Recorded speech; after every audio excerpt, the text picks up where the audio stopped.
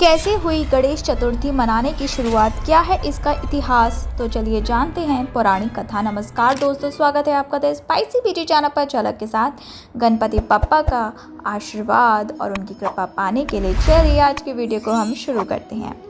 हर साल गणेश चतुर्थी का त्यौहार बड़े धूमधाम से मनाया जाता है। महाराष्ट्र में गणेश उत्सव काफ़ी बड़े स्तर पर मनाया जाता है। इस त्यौहार का सनातन धर्म में महत्वपूर्ण स्थान है, लेकिन गणेश उत्सव मनाने की शुरुआत कैसे हुई तो चलिए जानते हैं। गणेश चतुर्थी भगवान गणेश के जन्मोत्सव के रूप में मनाई जाती है। पौराणिक कथाओं के मुताबिक भगवान गणेश का जन्म भाद्रपद मास के शुक्ल पक्ष की चतुर्थी तिथि को हुआ था। गणेशोत्सव के दौरान सभी लोग बप्पा घरों में विराजमान होते हैं और 10 दिन तक उनकी विधि विधान से पूजा की जाती है।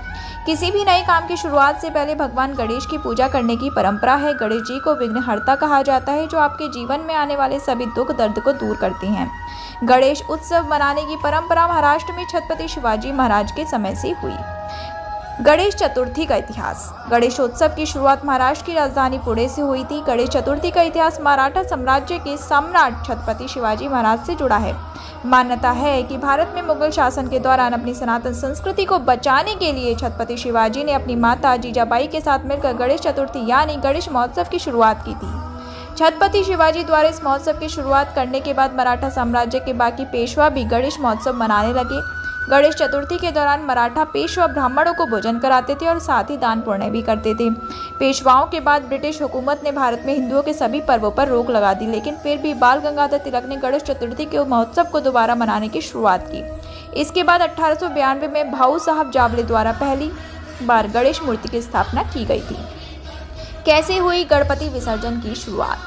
गणेश चतुर्थी के दिन गणेश जी की स्थापना करने की मान्यता है और उसके 10 दिन बाद उनका विसर्जन किया जाता है।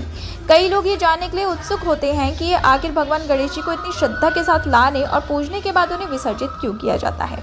धर्मशास्त्रों के अनुसार इसके पीछे एक बेहद ही महत्वपूर्ण कथा छिपी हुई है।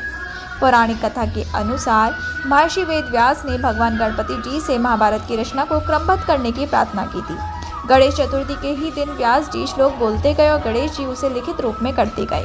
10 दिनों तक लगातार लेखन करने के बाद गणेश जी पर धूल मिट्टी की परतें चढ़ गई थी। गणेश जी ने इस परत को साफ करने के लिए 10वें दिन की चतुर्थी पर सरस्वती नदी में स्नान किया था। तभी से गणेश जी को विधि विधान से विसर्जित करने की परंपरा है।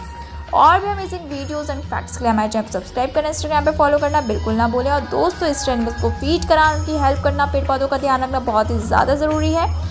मैं भी करती हूँ, आप भी कीजिए। मिलते हैं नेक्स्ट पे। Bye bye and take care. Ganpati Bappa Morya, Mangal Murti Morya.